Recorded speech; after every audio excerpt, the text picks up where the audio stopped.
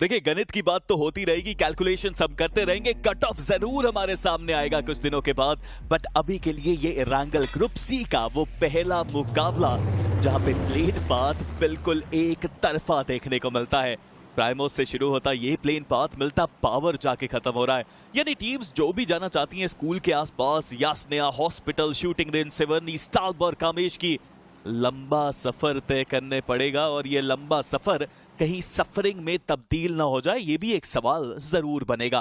पर drop clashes, I mean इस तरह के प्लेन पाथ के साथ ना ड्रॉप क्लैशेस की संभावनाएं कुछ ज्यादा बनती हैं। हम हमेशा बात करते हैं कि आपके 2 ड्रॉप्स होने चाहिए, एंड यहाँ पे हीरो एक्सट्रीम गॉडलाइक खेल रही है जिनके बहुत सारे ड्रॉप्स रहे हैं पिछले कुछ टूर्नामेंट्स में, और हर ड्रॉप से उनकी रोटेशंस अव्वल दर्जे की रहती है। अब देखते हैं कि पंक अपनी टीम को कहां तक लेके जाएंगे, बिकॉज अभी तक रोटेशंस में कभी कोई खास कमी देखने को मिली नहीं है। वही ट्रॉय तमिलियन, वो भी एक ऐसी टीम जिनके ऊपर नजरें बना के रखनी है। मिथ, सरकार, केएसआर, एक्सपीरियंस की इन दोनों टीम्स, इस टीम के इन प्लेयर्स में कोई कमी नहीं है, हमेशा बढ़िया करते हैं। बट सबसे बड़ा सवाल रहेगा इनसेन और आदि, क्या वो अपनी टीम को आबाद कराएंगे और अपोनेंट्स को की थोड़ी सी मुश्किलें बढ़ाएंगे, ये वक्त ही बताएगा। वहीं दूसरी तरफ BO7S और अपनों आराम से पहुंच गए। इवन वोल्केनो को अगर हम देखें, जिनका प्रदर्शन लाजवाब रहा था राउंड 2 के आखिरी दिन में, वो भी मिलिट्री बेस पहुंच चुके हैं। टीम कॉस्मिक वो प्राइमोस खेलने 8 मैचेस के अंदर जो कट ऑफ है उसके बारे में बाद में चर्चाएं करेंगे, क्योंकि अभी जब सबके 2 मैचेस खत्म हो जाएंगे तब हम कहेंगे कि हाँ, ये शायद एक बार के लिए कट ऑफ पहुंच भी जाए। पर हीरो एक्सट्रीम गॉडलाइक वो खुश हैं, क्योंकि जो इन्होंने राउंड 1 खेला था वो बहुत बढ़िया था। थोड़ा सा चूक गए, नहीं तो डायरेक्टली सेमीफाइनल्स वीक 1 में वो पहुंच जाते। और पंक, एस्पावर, जॉनथन और एडमिनो के साथ ये टीम, और स्किन्स तो क्या बात, बहुत ही ज्यादा कमाल की है। रॉकेट्स लगी हुई हैं गाड़ी के अंदर, क्या बात है। भाईचारा ऑन टॉप, भाईचारा ऑन टॉप। और जॉनथन और रॉकेट की जो कहानी है वो तो कुछ अलग ही हम सब जानते हैं। अब देखते हैं कि जॉनथन गॉडलाइक के रॉकेट को कितना ऊपर लेके जाए कोशिश। वर्सेस हीरो एक्सट्रीम गॉडलाइक, उनकी मुलाकात हुई केएसआर, वहां तो बच गए, पर यहाँ एडमिनो से वो नहीं बच पाए। एडमिनो का स्प्रे काफी कमाल का देखने को मिला। हालांकि दोनों ही टीम्स अभी के लिए जोन के बाहर की रोटेशंस में फंसी थी। हीरो एक्सट्रीम गॉडलाइक अमूमन काफी पसंद है इनको जल्दी रोटेट करना जोन के अंदर, बट इस बार थोड़ा सा लेट हो गए। वो प्ले जोन का ही शिकार हो गए, और व्हाइट वॉकर्स इस मैच में 0 के साथ उनका एलिमिनेशन हुआ। गॉडलाइक एंड ट्रॉय तमिलियन एक दूसरे के सामने। गॉडलाइक अभी तक वो जोन के अंदर पहुंचे नहीं है, और अगर ट्रॉय तमिलियन की बात करी जाए तो वो जोन के अंदर हैं। बढ़िया कंपाउंड का कवर भी उनके पास मौजूद है, कंपाउंड तो ना सही पर हाई रेंज का एडवांटेज जरूर उनके पास मौजूद है। पर नॉन-एक्स वर्सेस मेडल की फाइट की शुरुआत हुई है, और आलतू उन्होंने कहीं से जॉनथन को देखा कि बड़ी है, और अब सिर्फ एक खिलाड़ी स्प्रे गॉड रूपी वो बचता हुआ। पर हैरी वो प्ले जोन का ही शिकार हो गए, और व्हाइट वॉकर्स इस मैच में 0 के साथ उनका एलिमिनेशन हुआ। गॉडलाइक एंड ट्रॉय तमिलियन एक दूसरे के सामने। गॉडलाइक अभी तक वो जोन के अंदर पहुंचे नहीं है, और अगर ट्रॉय तमिलियन की बात करी जाए तो वो जोन के अंदर हैं। बढ़िया कंपाउंड का कवर भी उनके पास मौजूद है, कंपाउंड तो ना सही पर हाई रेंज का एडवांटेज जरूर उनके पास मौजूद है। पर नॉन-एक्स वर्सेस मेडल की फाइट की शुरुआत हुई है, और आलतू उन्होंने कहीं से जॉनथन को देखा। जॉनथन वो डाउन हुए, और पंक, उनकी एचपी बहुत ज्यादा कम हो चुकी है। जो मेडल के खिलाड़ी एजेस हैं वो किसके पास जाने वाले मेडल अपने 2 खिलाड़ियों के साथ। मुझे लगा वहां पर तीसरा भी खिलाड़ी डाउन हो गया था, पर ऐसा नहीं हुआ। मेडल नॉक्स उन्होंने भले निकाले हो, पर अभी तक फिनिशेस एक भी नहीं मिले। पर साइको आखिरी खिलाड़ी बचा हुआ अपनी टीम से। एस्पावर, उनको झटका पड़ सकता है, और उनके साथ साथ जॉनथन, उन दोनों ही खिलाड़ियों को झटका पड़ सकता है। पर साइको वो ऊपर उठे ही नहीं, और उस गाड़ी को उन्होंने जाने दिया। साइको अभी भी वो जोन के अंदर नहीं पहुंचे हैं, और अगर यहां पर भी एलिमिनेट होते हैं तो प्लेसमेंट पॉइंट तो वैसे भी आपको नहीं मिलने वाला। एक बार पहले भी ऐसा हुआ था ना, एक प्लेयर जॉनथन और एस्पावर के बहुत करीब आ गया था, उन्होंने एक नॉक किया था, बट एस्पावर ने वहां पे ट्रेड लिया। मौका तो यहाँ पे भी था साइको के पास, बट अभी भी वो उसी एरिया के आसपास जोन की तरफ जाते हुए एस्पावर फिर से बहुत करीब आए इस एरिया के। क्या एस्पावर को अंदाजा भी है उस प्लेयर के बारे में? साइको अभी भी स्लोली एंड स्टेडली जोन की तरफ बढ़ते हुए, बट क्या जोन के अंदर वो जगह बना भी पाएंगे? हालांकि स्टेज 4 है, डैमेज पड़ेगा, आपके पास वो फर्स्ट एड नहीं है। बात ही कर रहा था कि वो अपनी टीम से सबसे ज्यादा आगे थे। आलतू को डाउन किया, आलतू का एलिमिनेशन हुआ। पंक उनके ऊपर प्रहार हुआ तो सही, पर वो खिलाड़ी नॉक नहीं हुआ, वो अभी भी अपने कदमों पर। एस्पावर, उनका ये ग्रेनेड लिवाई डाउन, और लवेश यहां से वो निकलने की कोशिश करते हुए, क्योंकि उनको भी पता है कि अगर यहां एलिमिनेट हुए तो वो प्लेसमेंट पॉइंट नहीं मिलने वाला। पर एस्पावर, उनके स्प्रे से बच पाना लगभग नामुमकिन होता है।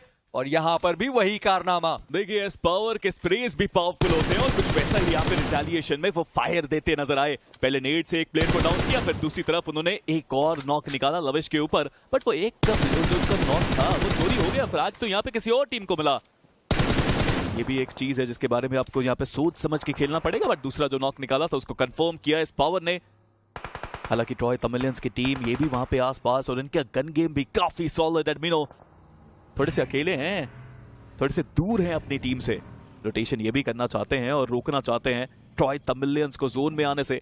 इवन साइको को देखिए अभी भी स्लोली एंड स्टेडली वो जोनाथन के पास पहुंच गए हैं कि कोई उन्हें स्पॉट कर भी पाएगा। इस पावर भी वहां से निकलने की कोशिश करते हुए एक बार फिर से मौका है। दोनों प्लेयर्स बहुत करीब हैं और गाड़ी में से तो एस पावर निकल भी चुके हैं, जोनाथन भी गाड़ी से बाहर। पहले भी यही हुआ था, एक बार फिर से करने के चांसेस है, बट क्या साइको स्प्रे करेंगे? क्या साइको किसी को नॉक करके फिनिश कर सकते हैं? अभी तक तो नहीं।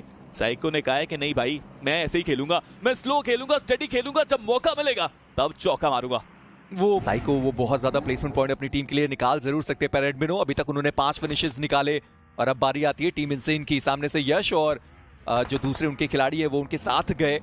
एक और प्लेयर पीछे की दिशा में मौजूद है और गॉड्स उनको देख लिया गया। एडमिनो आज के दिन के जो स्प्रेज है ना इनके, बिल्कुल चुंबक की तरह चिपकते हुए ये छड़ा फिनिश निकाला है उस खिलाड़ी ने अपनी टीम के लिए। और ऐसा लग रहा है कि कुछ ज्यादा मेहनत नहीं करनी पड़ रही है, बहुत आराम से। एडमिनो की क्लास है ये जो उनको अपार्ट रखती है बाकी प्लेयर से। कमाल का प्रदर्शन अभी तक तो किया है वीआरवी के साइको अभी भी सरवाइव करते हुए, राइडर के फ्रैगर अभी तक सरवाइव करते हुए। पर टीम इनसेन अब सिर्फ 2 प्लेयर्स बचते हैं उनके पास। जीजी उनके पास भी ज्यादा नंबर्स गेम का एडवांटेज है नहीं, 2 ही प्लेयर्स उनके पास भी। This seems like a pretty easy game, right? Hero extreme Godlike के पास अभी भी वो नंबर्स गेम का एडवांटेज है, बट फ्रैगर मुश्किलें बढ़ा सकते हैं हीरो एक्सट्रीम गॉडलाइक की। देखिए मुश्किलें तो साइको भी बढ़ा सकते थे पर उन्होंने बढ़ाई नहीं और उन्होंने कहा सर्वाइवल के लिए खेलूंगा। अभी फ्रैगर हैं, वो भी कह रहे होंगे कि भाई सर्वाइवल के लिए खेलते हैं, ज्यादा प्लेसमेंट पॉइंट निकाल सकते हैं। और हीरो एक्सट्रीम गॉडलाइक के मल्टीपल खिलाड़ी उनके सामने मौजूद हैं। अगर मौका मिलता तो जरूर वहां पर वो शॉट लेते, पर यश वो आगे बढ़े, टामू उनको डाउन किया गया। सीजर वो आखिरी बचे हुए खिलाड़ी, उनका एलिमिनेशन हुआ, पर फ्रैगर को पंक ने देखा और इसी के साथ राइडर उनका एलिमिनेशन। पर सामने से आता वो ग्रेनेड, नीचे की दिशा तक वो ग्रेनेड आया नहीं है। जॉनथन अभी भी ग्रेनेड की कोई कमी नहीं है, पर किस्मत तो साइको जैसी होनी चाहिए। एक बार फिर से वो प्लेयर सर्कल के बहुत करीब। देखिए जोन का एडवांटेज भी मिल रहा है और अगर ऐसे ही खेलते रहे तो सेकंड पोजीशन तक आ सकते हैं। हमने पहले भी देखा है मास्टरमाइंड मैवरिक्स के आदि को ऐसा करते हुए आज के दिन में ही उस पहले मुकाबले में। और हीरो एक्सट्रीम गॉडलाइक क्या कमाल का प्रदर्शन, नो फ्रैग्स टोटल इस टीम के पास और चिकन निकालने का एक सबसे आसान मौका। पर टीम इनसेन क्या ये 2 प्लेयर्स खोज सकते हैं इस असंभव से मैच में कुछ पॉजिटिविटी, कुछ एक्स्ट्रा फ्रैग्स? बिकॉज एडमिनो रिस्क तो ले रहे हैं, काफी करीब आए।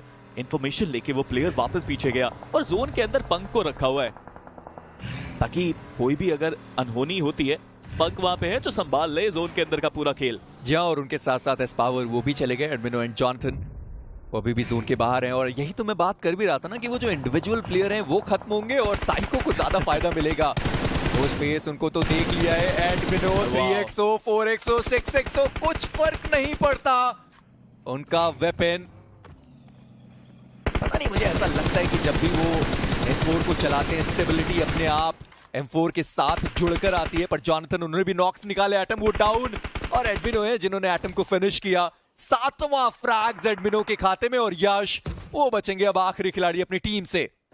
लेट मी रिमाइंड यू कि ये राउंड 3 चल रहा है, बट हीरो एक्सट्रीम गॉडलाइक ऐसी खेल रही है जैसे वो क्लासिक लॉबी चल रहा हो। अलग अलग खेल रहे हैं, अलग अलग स्प्रेस दे रहे हैं, कोई डैमेज उनको अभी तक दे नहीं पा रहा।